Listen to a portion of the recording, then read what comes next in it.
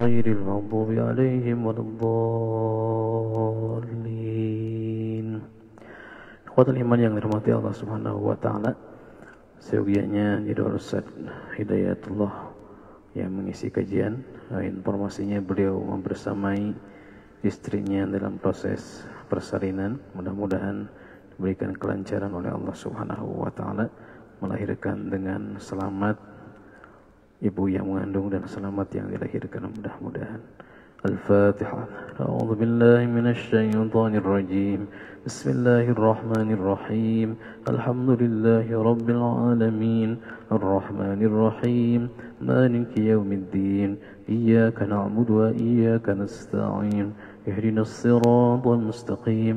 Siratal ladzina an'amta 'alaihim ghairil maghdubi 'alaihim waladdallin. Amin.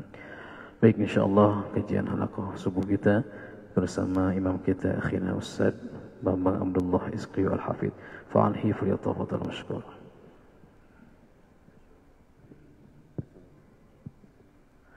Bismillahirrahmanirrahim.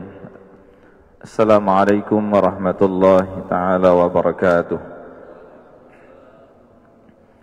Bismillah walhamdulillah wassalatu wassalamu ala rasulillah.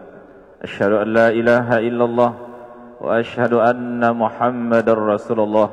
Allahumma salli ala Sayyidina Muhammad wa ala ali Sayyidina Muhammad. Yang saya hormati guru kita bersama Ustaz Ferry Nur dan para guru-guru, para alim ulama dan para jamaah, Bapak Ibu dan saudara sekalian dimanapun berada, semoga selalu dalam ridha Allah Subhanahu wa ta'ala. Amin, amin, ya rabbal alamin. Sebelum saya berikan tema halaqah kita di subuh ini, terlebih dahulu saya berkisah pada bulan ini ada beberapa hal kejadian yang menurut saya itu kejadian, menurut saya bisa jadi kejadian itu kalau dinalar nggak mungkin gitu. Satu, saya punya teman di Jakarta, seorang satpam yang punya gaji pas-pasan, tapi dengan izin Allah Subhanahu wa ta'ala,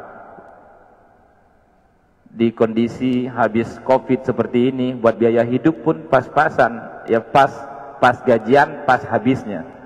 Tapi dengan izin Allah, datang sebulan yang lalu seorang hamba Allah datang mau memberangkatkan haji tanpa antri, tanpa tuna tahun depan, kemudian nggak usah ngeluarin duit masuk biaya haji gitu, kecuali biaya ke bandara, ya paling mungkin beli air zam-zam oleh-oleh haji, mungkin jangan-jangan itu pun ditanggung dan benar-benar gratis.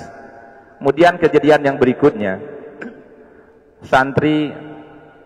salah satu santri kita, Hafizah, tahun ini menyelesaikan sekolah tingkatan aliyah, mau lanjut kuliah, tapi benar-benar kebingungan. Lagi-lagi kita mau masuk dalam salah satu universitas di Indonesia. Tentu pas kita cek biaya, ini nggak mungkin. Lagi-lagi nggak mungkin. Kemudian kita ikhtiar, kita usaha dengan izin Allah Subhanahu wa ta'ala, diterima di tempat kuliah, insya Allah gratis 100%. Kemudian dengan dua hal kejadian ini, saya beri tema judul kajian kita di subuh ini, ganti kalimat gak mungkin dengan doa dan husnuzon kepada Allah Subhanahu wa ta'ala. Jadi temanya ganti kalimat gak mungkin ya. Baik Bapak Ibu saudara sekalian yang dimuliakan Allah Subhanahu wa ta'ala, kita sering kalau ngomong gak mungkin ya. Kalimat ini bagusnya diganti, mulai sekarang ganti doa kepada Allah Subhanahu wa ta'ala. Apapun yang Bapak Ibu mau, ganti dengan doa dan husnuzon kepada Allah Subhanahu wa ta'ala. Dalam surah Yasin di akhir-akhir surah Yasin, kita sering baca ayat yang di ujungnya kun fayakun. Kun fayakun. Kalau Allah mau, Allah tinggal kun fayakun, itu akan jadi. Baik, tadi yang kisah teman yang lagi haji, ini kebetulan 2 orang, bukan 1 orang yang dihajikan ya. Yang menghajikan itu pun kelihatan sekilas itu orang biasa, bukan orang yang, apalagi sekarang lagi kayak sultan-sultan gitu ya.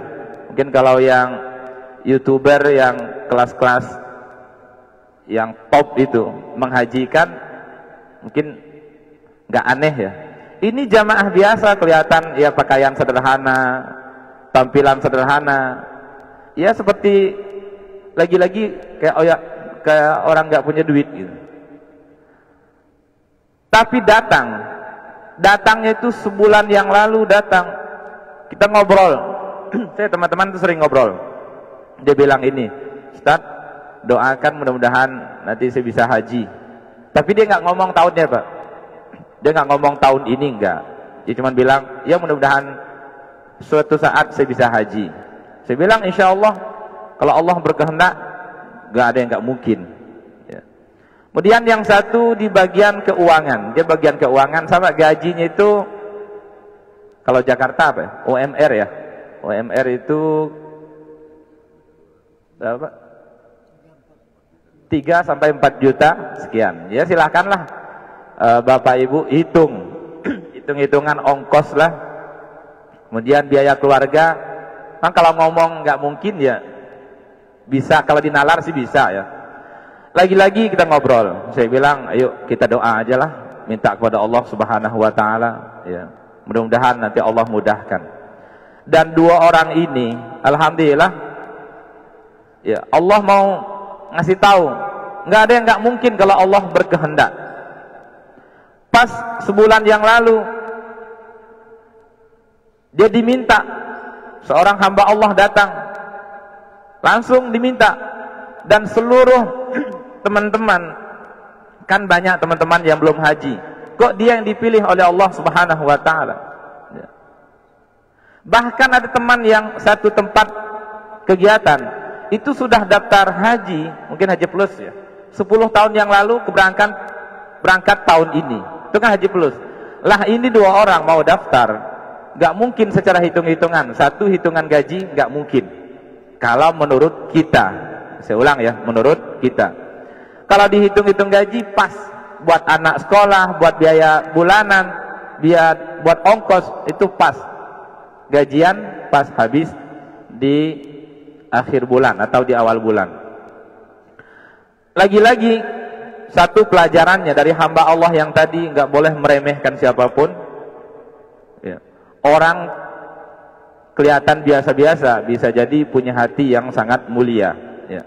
Saya yakin di satu daerah yang saya sebutkan, Jakarta Pusat, itu banyak orang-orang yang triliunan, tapi ini yang kelihatan biasa-biasa ya, pasti dia punya panggilan, punya hati yang sangat luar biasa.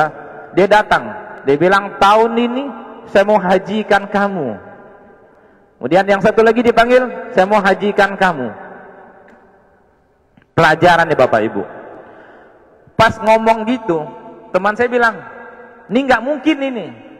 Saya bilang, jangan ngomong nggak mungkin, boleh jadi itu benaran gitu. Kalau si A yang ngomong, dia bilang, kan kalau si A yang ngomong yang dimaksudkan salah satu pengusaha besar, saya mungkin agak yakin. Tapi kalau ini ngomong ya rada-rada istilah teman-teman itu ya sama-sama rakyat jelata, nggak mungkin gitu. Saya bilang jangan ngomong gitu. Yang penting husnuzon aja dulu. Kemudian diminta bikin paspor, dibikin paspor, nggak dikasih kabar kapan keberangkatan belum. Kemarin itu nelfon, pas saya lagi di Bogor, diajak ngobrol, Ustaz, ini kok pas habis bikin paspor nggak ada panggilan ya, nggak ada panggilan, kemudian nggak ada jadwal keberangkatan. Kemudian sedangkan teman-teman yang haji sudah ngumpul, udah mau menuju Makkah sekarang ya, udah mau kumpul buat pelaksanaan haji. Tapi saya belum ini. Saya bilang husnuzon aja lah. Ya kan hitung-hitungan gratis. Kalaupun nggak dihajikan, alhamdulillah sudah dibikinkan paspor. Ya nanti mungkin mudah-mudahan ada yang umrohkan gitu. Pas habis haji ada yang umrohkan. Ya udah husnuzon aja lah. Tapi kan nggak mungkin. Kalau haji plus bayar sekarang kalau udah ratusan ya. Ada yang bilang hampir 1,5 miliar. Benar ya? Oh ya, kalau yang antri tergantung antrinya. Kalau antri 7 tahun itu lain-lain ya. Pasti ini yang urus orang-orang travel khusus. Ya. Kemudian saya bilang gini, husnuzon ajalah ganti, jangan ngomong nggak mungkin. Jangan ngomong nggak mungkin. Husnuzon ya pada Allah Subhanahu Wa Taala. Saya ngomong gitu bukan tanpa alasan, itu sering kejadian. Saya ngomong itu jangan ngomong nggak mungkin, itu memang sering kejadian. Saya bilang husnuzon. Kan hitung-hitung paspor udah gratis. Pas habis telepon, besoknya dia ngomong, kapan saya mau dipanggil ini? Saya bilang siap-siap aja dulu, siapkan pakaian, siapkan koper dulu, siapkan, ya minta doa keluarga. Insya Allah. Pas kemarin minggu, Ahad kemarin itu, langsung ditelepon, langsung dikasih visa, kemudian tiket, langsung menuju bandara, kumpul di bandara, dan sekarang alhamdulillah sudah di Makkah. Pelajarannya, kalau Allah sudah berkehendak, nggak ada yang nggak mungkin. Ya. Tapi ya jangan yang aneh-aneh, jangan menghayal. Contoh dulu saya dikasih tahu, contoh gini, saya pengen hidup di udara, nah itu mungkin nggak mungkin gitu. Tapi selagi yang bisa diikhtiarkan, diusahakan, jangan suka ngomong nggak mungkin. Makanya saya beri tema nggak mungkin. Nah kejadian ini dan sering kejadian yang menurut logika, yang menurut hitung-hitungan manusia nggak mungkin, tapi kalau Allah sudah berkehendak bisa jadi. Dan pelajaran yang kedua, tadi yang saya bilang santri kita yang mau kuliah itu, saya hitung ekonominya Pak. Kan dulu kita penerimaan santri itu memang kebanyakan santri yang nggak mampu. Jadi saya kalau terima santri itu contoh gini, dia kalau datang ngomong, Ustaz boleh anak saya ikut belajar, ayo silakan gitu. Tapi saya nggak punya duit. Saya bilang gini, yang penting anaknya mau dulu. Kalau duit ya yang penting cukup buat makan, alhamdulillah gitu. Kemudian dia datang nangis, awal-awal belajar nangis. Dia nggak kepikiran suatu saat akan Allah mudahkan urusan-urusan lain, dia nggak kepikiran. Dia fokus, ini ya mungkin bisa jadi salah satu keberkahan yang Allah berikan melalui Al-Quran. Dia belajar terus. Yang awalnya susah ngajinya, kemudian pernah saya tegur, dia salah huruf, diperbaiki, sampai nangis. Habis itu dia belajar, perbaiki. Dengan izin Allah Subhanahu Wa Taala, saya bilang gini, saya hanya bisa bantu sesuai dengan kapasitas keilmuan yang saya punya. Insya Allah saya bagikan. Gini cara ngapalnya, cara ngulangnya, kamu terus saja terus. Kita nggak pernah ngomong suatu saat kamu kuliah gratis. Saya nggak mau ngasih ke santri itu contoh nanti kamu akan di ini. Saya selalu ngomong itu yang hafal Quran mencari ridho Allah. Tapi yang lain nanti ya mudah lah, itu urusan Allah Subhanahu Wa Taala. Lagi-lagi pas setelah dia hafal 15 juz, hafal 20 juz, hafal 30 juz, saya bilang udah, sekarang kamu nggak usah mikir yang aneh-aneh, ulang terus hafalannya. 2 tahun yang lalu dia mau tingkatan aliyah, ikut persamaan yang paket itu, sekolah paket. Itu pun saya nggak ngurus, datang dari bagian kecamatan tempat kita tinggal. Kemudian dia bilang, Ustaz, boleh saya urus santri ini ikut persamaan sekolah? Oh, saya bilang nggak masalah. Saya tanya santrinya, kamu sanggup nggak? Sambil hafalan, sambil ikut pelajaran. Dibilang insya Allah. Tapi sarannya satu, jangan nanti kamu pelajari ini, Quran kamu hilang, jangan ya. Tapi saya tes, setiap minggu saya tes. Kadang pas ini saya tes. Alhamdulillah, Al-Quran masih kuat. Dia ulang terus, kemudian setelah dia hatam, saya bilang setoran. Kamu tetap posisi seperti santri yang lain, tetap ulangan terus. Berjalan waktu, tanpa dia sadari, dia sudah diminta. Kadang-kadang ngajar lah, segala macam.